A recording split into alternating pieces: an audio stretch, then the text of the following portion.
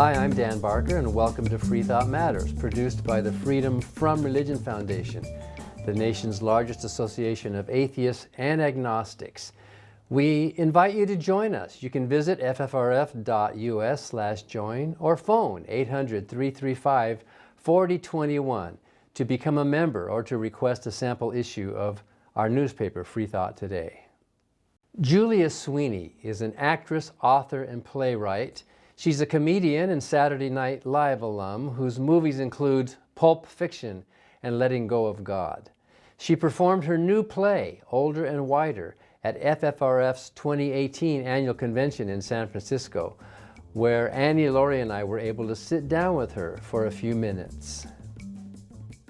So Julia, in your play, in your movie, Letting Go of God, you tell the whole story of your trajectory from believing Catholic to atheist. But can you summarize it? I mean, in a minute or two, why did you... I can summarize it in 10 seconds. Yeah.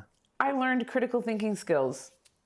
And in some ways, of course, I already knew critical thinking skills. Like when I went to buy a car, of course, I understood about how you would compare and, you know, you'd want to make sure the car worked.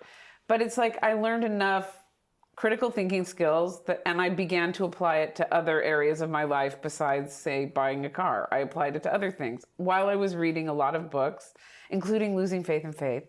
Very important book to me. By who? By Dan Barker, sitting right here.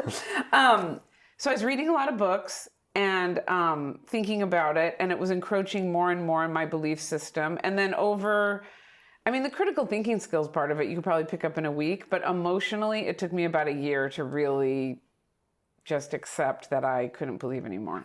But you say that faith was important to you as a believing Catholic. Yeah. How do critical thinking skills apply to something that is not critical thinking, like faith? How can you apply Well, it? because faith is just a bunch of crap, really. I like to think of faith, I've redefined all those words for myself now. So I would say faith is having confidence in something. It's just really having a positive sense of confidence in how something's going to go. Like I have faith that you're going to go to college and do well. I would use the word that way. But having faith the way the church wants you to use it, I think is a sham. I think that's just a whole area where they're like, stop thinking. We don't like you thinking too much. And here's this word that we've elevated to this fantastic status called faith. And you're just going to go in that category. So when you're feeling a little wobbly about something, you just have to have faith. It's like adding sugar to something, I guess. Or, it's not fair. It's a cheat. So there's a lot of famous people, celebrities, actors. You were on Saturday Night Live. You've done movies, done plays, TV. And yet, when you became an atheist, you decided to do this monologue, a one-woman play about your whole journey from Catholic schoolgirl to atheist. And you committed it to memory. Was it 2 hours? Yes, it's 2 hours and 15 minutes. Absolutely wonderful. You performed it all over to many, many free thought groups and other groups and off-Broadway. Yeah. Well, what motivated you? What was so important to you about it that you would devote that kind of time and energy and take your career in that direction? Well, I had done this monologue, God Said Ha, and that was sort of came about almost accidentally, but I realized I was good at it, like the form of monologue.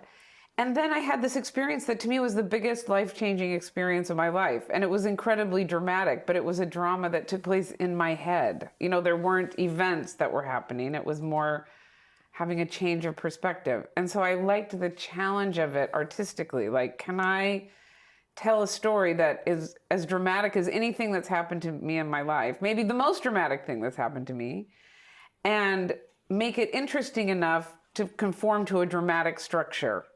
And yet the whole play is about just changing your mind. But it's actually a comedy.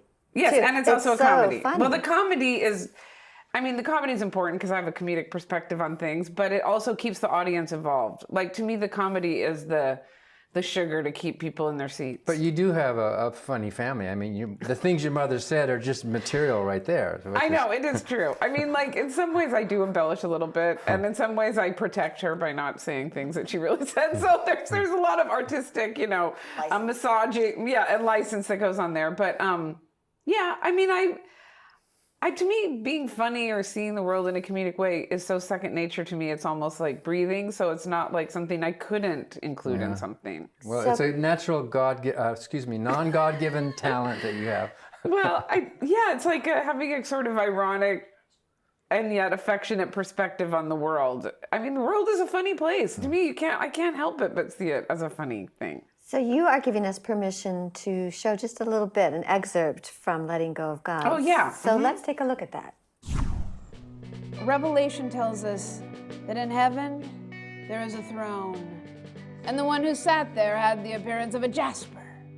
Around the throne are 4 living creatures, and they're covered with eyes, front and back.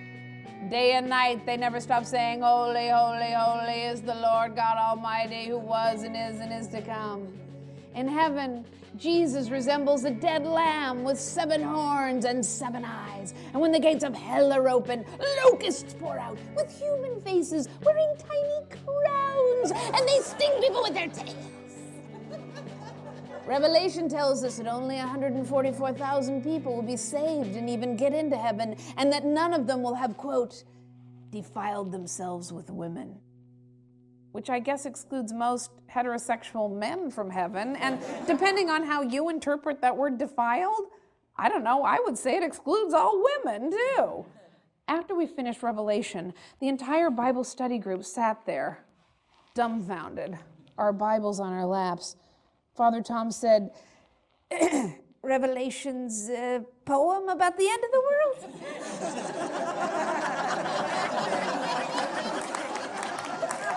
I said, Father Tom, I am having a really hard time with this book. And he told me to pray for faith. I left the church thinking, is this one big practical joke? Where is my God, the Jesus I know, the one that I love and the one who loves me? I was driving home and I was stopped at a red light on Crenshaw and Wilshire, and it was a Sunday, and all these people were walking to church holding their Bibles, and I wanted to roll down the window and say, have you read that book? Really? And that's really hilarious. The whole show is just so funny. But I remember when we went to see you, not on Broadway, off Broadway. Off Broadway, like a yeah. block and a half off Broadway. And you told us that your producers were dubious that a play about losing faith would play. Right, yeah. But it was packed house. Yeah, actually, and I really think Letting Go of God is my most successful show. I mean, God Said How was actually on Broadway, but Letting Go of God impacted people's lives so much more. I think just artistically it was a greater achievement for me, and the audiences were there. I mean, like, it sold, and I did so many shows of it, so And it's how you met your husband. It is how I met my husband, that's And that's right. a funny story. That is a funny story. His brother saw Letting Go of God and wrote me a fan letter that said I should marry his brother because Michael had a deal breaker with women. They could not be religious in any way. That was his brother thought that was too harsh, but Michael had his deal breaker. So he sent me a letter and sent me a picture of his brother. And You probably got hundreds of letters like that, right? well, I never wrote back. I just thought it was a funny letter. I just remembered it. And several things happened over the course of a year that made me actually meet Michael. And it was just this funny thing that he'd sent this letter, and then we ended up getting married. Yes. And could you tell us who presided at that wedding? Yes, my friend Don Novello as Father Guido Sarducci. We realized he was the only one that would make everyone happy. The atheists in the audience, the Jews in the audience, and the Catholics. I remember he was up there and he told her, I will now use as my text, I don't have the Italian accent, but I'm now using as my text Wikipedia. Yeah, I know. He's so good. God, he's such a great guy. So I think there's a scoop here. I think that you've got plans for Letting Go of God. So I've been selling Letting Go of God as a DVD off of Amazon, and people keep pilfering And it and putting FFRF. and at FFRF, yes. Buy it at FFRF. People are pilfering it? Well, no, they put it on YouTube. They keep uploading it to YouTube. So like a couple times a year, and sometimes it'll have like 40,000 views, and I'm glad that people see it, but it's also my property. So I send a cease and desist letter. So now I just started a new website. And actually, if people are interested, if they go to juliasweeney.com and sign up for my newsletter, that would be the greatest thing, because I'm sending out a monthly newsletter and cultivating people following me that way. But one of my new plans that's going to take place sometime before March of 2019 is developing this other part of my website where you can watch Letting Go of God for free and there'll be a forum, and I'll answer questions. I'm going to film little things about perspectives of mine that have changed. Of course, not that I believe in God again, but little things that I've changed about here and there along the way. And I feel like I have a lot of advice for people who care about the church, care about the community of a church, really kind of like religion, but just can't hang on to their religion because it's hard, it's impossible to believe in because it's not true. And I've been sort of in that world now for almost 20 years. So I feel like I have a lot of advice about that. So at my website, juliasweeney.com, there's going to be a new area, and that's where letting go of God will live from there on. So you're going to kind of be a non-proselytizer. Exactly. Or an anti-proselytizer. Yes. I'm Well, going to be that's a really- sort of, if you come to my website and you're interested, you can go to this religion area of my website and watch the film and talk about it with other people too. Well, I think I have told you this, and this is genuine. I think Letting Go of God, your play, the movie, is the single best introduction to free thought that's ever been written or performed. Oh, Because you Annie go through Laurie, that's so nice. You go through so many complex philosophical and issues, and you make it funny, and you make it easy to follow, and it's friendly. It's just a great introduction to religious people. Well, thank you. To free thought. And even if you're not Catholic, we all, like me, I was Protestant, went through that same process of having to get out of it somehow. It took I a while love to in do. Losing Faith in Faith. You have that moment when you're on the boat, right? Or aren't you somewhere where you're laying down somewhere and you realize you just can't believe anymore? Yeah, I was in a little church in Mexico. Oh, a church in Mexico. Yeah, I was Somehow looking I at the made that a stars. boat. Well, you know how Memory is. memory is. So we have to take a break, Julie. You can stay with us for a few minutes here. Yes. We'll be back. This is Free Thought Matters. We'll be back to continue our conversation with Julia Sweeney about letting go of God. And her new comedy performance, stand-up comedy, Julia Sweeney, Older and Wider.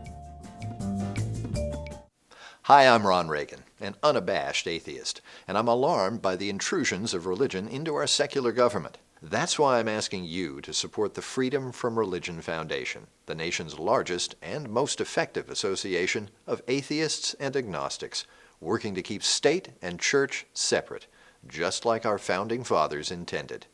Please support the Freedom from Religion Foundation.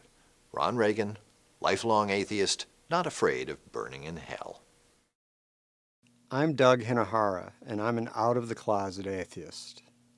I consider myself fortunate in that I wasn't raised in an overly religious family, so I was allowed to think for myself.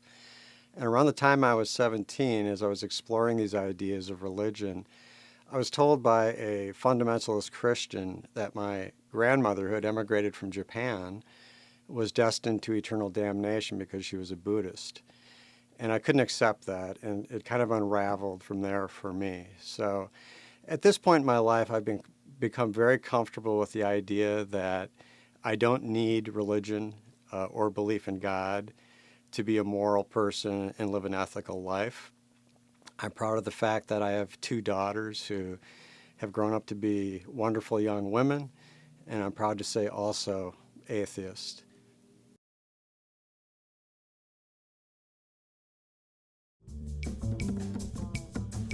And we're back with Free Thought Matters, talking with Julia Sweeney. Yes.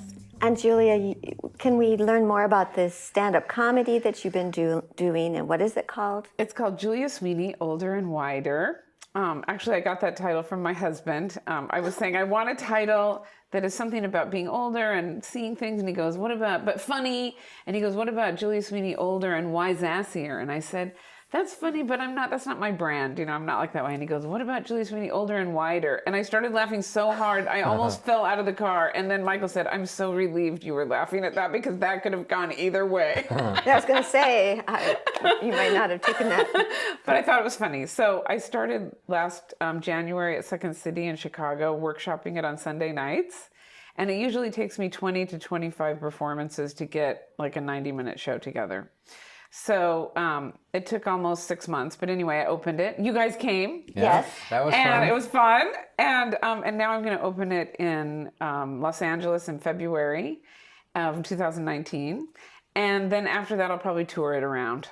And so I'm excited about it. Yeah, I feel good about it. And it's all true stories. It's all true stories. With a little embellishment? With a little, of course. Okay. Of And course. then a little bit of religion in there. Jesus. A little bit. I try to sell it a little bit. Well, the part about, I don't want to give it away, but the part about Jesus fasting for 40 days, that's Thank worth you. I love that you love that. You know, a lot of people don't laugh at that. Well, it fits with the theme of your Right. your I show. think they think it's too blasphemous what I'm doing. So can we look at a little excerpt of Yes, please. Julia Sweeney, Older and Wider? We did our 5-day fast. Okay. Michael, who's almost 6 feet tall and who had a starting weight of 150 pounds, lost 8 pounds. Me, who will not tell you my starting weight, but more than that, lost 4 pounds. The next morning, I had a muffin, gained back 3.5 pounds.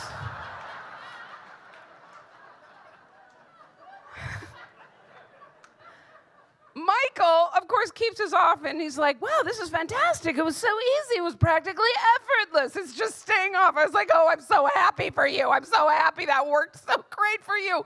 Now you are officially Jack Sprat, and I'm officially your wife. So I hope you enjoy that. So I was thinking about the fasting, and I said to Michael, you know, I don't know anyone who's gone on a big fast, except for Jesus. Who we know went to the desert before he was crucified for 40 days and 40 nights and did not eat or drink. So I said to Michael, you know, now that I've done the 5-day fast, I could actually see how you could do a 40-day fast of eating, but you couldn't not drink anything. I mean, come on, you'd have to drink some water or you'd die, right? And Michael, ever the scientist, he's like, well, you know, fat itself is mostly water. So depending, and I said, oh my God, do you think that Jesus might have been morbidly obese? And he thought, oh no, I'm about to be crucified. That's the picture everyone's gonna have of me. From now in the next 3,000 years, I've got to do something. Get me to the desert. I never laughed so hard. That was about an hour and a half performance Yeah. of just non-stop personal Yeah. stories and chuckles. So That show, I really was trying to do stand-up. Like I was holding a mic and I wanted to have as many laughs as I could get. is that new for you? Stand-up? Yeah. Is that basically? Well, you know, the thing is stand-up's become more like monologues. Monologues have become more like stand-up. It's sort of a big mushy area now. But for me, that was, you know, I was really trying to be funny most of all, not necessarily tell a big overarching story, even though I do kind of end up telling a big story. So you have been in Wilmette, Illinois, Yes. where your husband's business was until your daughter Mulan graduated from high school. Yes. So now there's a new change in your life. Yes. We all went separate ways, even though we all care about each other. My husband Michael's still working in Chicago and he has his own business, so he's trying to figure out how to transition that business so that he can be in LA. And Mulan went to college in Ohio in Columbus. And I moved back to the house that I had rented for 10 years in LA. So I just moved back into it. So it's a really weird thing because it's like all my furniture is my old furniture there. It's like my life is exactly the way it was before I adopted Mulan and before I married Michael. So when people ask, how's Mulan and Michael? Sometimes I'm like, who are those people again? Because I've just completely assumed this old life. I'm just seeing my old friends. I have all my old dentists, my old hairdresser. It's just going back. Is it the same house you talk about in Yeah. That's it, huh? Yeah. in A bungalow. in Yeah, Letting Go it's a of little God? bungalow. Yeah. Ah. So you are also appearing in Hulu's Shrill. Yes. So I thought it would take me a couple of years once I got back to LA to kind of work my way back into the business. And I really missed acting a lot. Really, really. I thought I gave it up and I thought I was sick of it and sick of Hollywood. But the truth is, I really enjoy it. I really love it. So I thought, well, it'll take me 2 years. And I got back to LA, and in 1 week, I'd gotten on a series, which was such a great thing.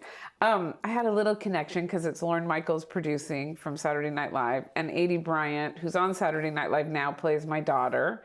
And it's based on this book by Lindy West called Shrill, who's a Seattle-based writer. So that's kind of great for me because I'm from Spokane, so it's part of the neighborhood. And she wrote this book called Shrill that was a big bestseller, and it's sort of fat acceptance, feminism, abortion rights, but it's really funny and great and really has a lot of heart, and it's a wonderful book, Shrill. And Adie Bryant developed it, and now she's starring kind of as this character following Lindy West's sort of storyline. Now, are you not literally too young to be her mother in real life? No, I'm not. Because I think she's 30 and I'm almost 60. So You would have been young, but... not that young. 30. So what's the You're idea nice to that say women that. who speak out and advocate are often called shrill? Is that kind of the idea? Right. Which was That's what like a negative word. my mother wrote a whole essay about that. Oh, really? Feminists being she was called shrill Oh, by I'm sure. Phil Donahue. Really? She was introduced that way, even though she had the smallest, gentlest voice. It's my just that God. whole stereotyping of women. I've never been called shrill. No, but you men have. aren't called shrill. They're bold. Yeah, exactly. Yeah. Now, speaking of women's rights and so on, you're developing a new monologue. Yes. I hope it's not a career ender, but Your last one was supposed to be a career ender, but it boosted you. So letting go of God was controversial because people in LA, it's a business, so I would say most of the people are non-religious, but they don't think about it so deeply that they're willing to take a stand about it. And they don't like anyone having a strong stand either way. There's kind of like a bias against both religious and outspoken non-religious people. It's like, we don't think too deeply about those things. And they don't like it when other people do. That's kind of the attitude. Other people's lives. Right. So in some ways, I have a lot more in common with religious people because we both at least have taken a stand on something. I mean, I would say a lot of people don't. But anyway, I was very upset by, let me describe this in a different way. I have been really interested in this Me Too movement, which I think is long overdue. And, I've read every word of all the horrendous allegations against, starting with Bill Cosby before, but like Harvey Weinstein and all the people in show business and not in show business, Eric Schneiderman. But then in the middle of it, Al Franken got ousted. And I felt personally that was completely unfair and just awful. And like I felt like there was a big, horrible car accident happening and he was driving his car by at the very same moment and got involved in this car accident that he shouldn't have been involved in. And it upset me incredibly deeply because I'm a proud Democrat and, I felt like the Democrats pushed him out. And so I had a very complicated relationship with each new chapter in the Me Too movement where I couldn't just say, all men are terrible. I had to really analyze each story in itself and decide whether I thought that story had merit or not. I wasn't just automatically signing on to everything. And I thought there was funny things about it too in the culture. And so I started workshopping this show about 2 months ago at the Groundlings on Sunday nights in their small 50-seat theater in LA. We're not advertising it at all, but it's been selling out. And it's a comedy show about a lot of things, but it ends up being sort of a meditation on Me Too and the Al Franken thing, and then it ends with the Brett Kavanaugh thing. So there's a lot of crossover stuff with Brett Kavanaugh and me. The whole Catholic school background.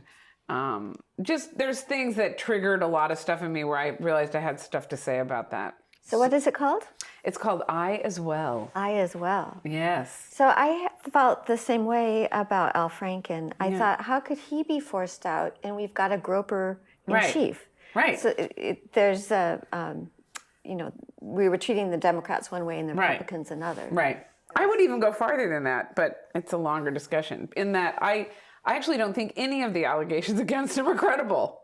I really don't. There's only 8. Anyway, if you see my show, I go through each one. It's a really unique situation, I think, where there's just a convergence of things that happen that were very unfortunate for Al. I don't even know how he was supposed to respond to it when he didn't remember. One of the allegations, the woman said that he grabbed her waist during a picture and she just gained 20 pounds and she didn't feel comfortable with her waist. That's one of the allegations. Well, so you are going to be entering controversial territory. Right. Well, you're always very brave. I hope it doesn't. I've had friends come and tell me not to do it. They'll say, look, you're not going to help anybody by doing that, and you only are going to hurt yourself. Have they seen the show, though? No. And I think I put words in other people's mouths in it, because I do, I interview people, and I have encounters with like a Lyft driver that's an incel guy, you know, the involuntarily celibate guys. And it's funny, you know, like, and I kind of get different points of view out there in sort of sneaky ways through other people. And then you also, I know you've written a movie. Yes. And it hasn't happened yet. No. And it's a drama. Yes, that I've kind of set to the side. So do you have any other, I mean, you've got a lot going, but you got a new... No, I've given up on the directing. I've decided that I had sort of a come to Jesus moment, just to use a metaphor. Was it a funding moment, maybe? Well, yes, it was a funding moment. We got some of the money, but not all the money for the film. But then I kind of thought, you know, I'm a certain age. I was like 58, and I thought, I've really only gotten to be really good at one thing, doing these monologues. Well, you do them wonderfully. and it's almost like I felt like, why take this step in this whole new area when I could just develop probably over the course of the next 20 years. I think I could probably do 3 or 4 more major pieces, and then I'll feel like I had a career that had all these pieces in it. So I've kind of moved away from that. Now I'm moving back into the solo comedy show arena. Well, we need to laugh in these days. Yes. So it's a public service. Oh, thank you. And don't back off the religion stuff. I mean, I think those are nice little parts of your presentation. Oh, I know. Actually, religion is a little bit in this new show, too. Yeah. So any parting words? I have parting words. You guys, I love you guys so much. It really means so much to me that I got, when I read in Losing Faith in Faith, when you'd go and meet Annie Laurie, I was so excited. I didn't even know it was going to turn out that you guys got married. So to me, that was like a real life, beautiful drama. And I've just enjoyed knowing you guys so much over the years, and I hope we continue to have a friendship. And I saw that you credited Annie Laurie's book in your play, Letting Go of God, as one of your resources. Oh, yes, that's right. Yeah. I did. I provided a nasty anecdote from the Bible, I believe. Yes, that's right. Well, that's very sweet of you, Julia. We love having you in our lives and as part of the Freedom from Religion Foundation. And I love the work that you guys are doing. I mean, this is the most important work. I always say, when people ask me what to do or what to join, I always say the FFRF is the thing to join. Because I feel like you guys are fighting the good fight. You're in the courtrooms. You're doing the dirty work and the difficult work to keep this country secular. Well, thank you so much, Julia Sweeney, for being on Free Thought Matters, and thank you for watching Free Thought Matters. Because free thought matters.